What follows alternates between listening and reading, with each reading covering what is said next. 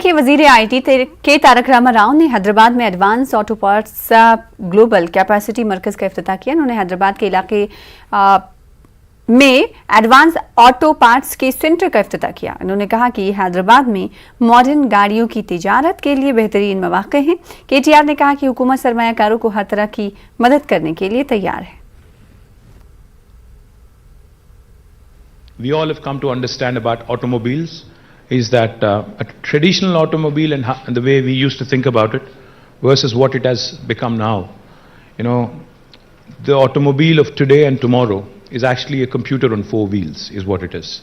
So when it is a computer on four wheels, then obviously there's a lot of electronics, there's a lot of software inside embedded in the automobile.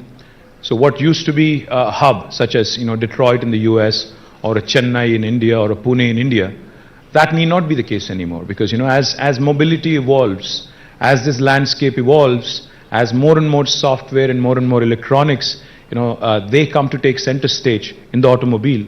I think Hyderabad has a huge opportunity, and that is where we were discussing how Telangana's mobility valley, as we are calling it, is going to be a single-stop shop. We already have some fantastic partners.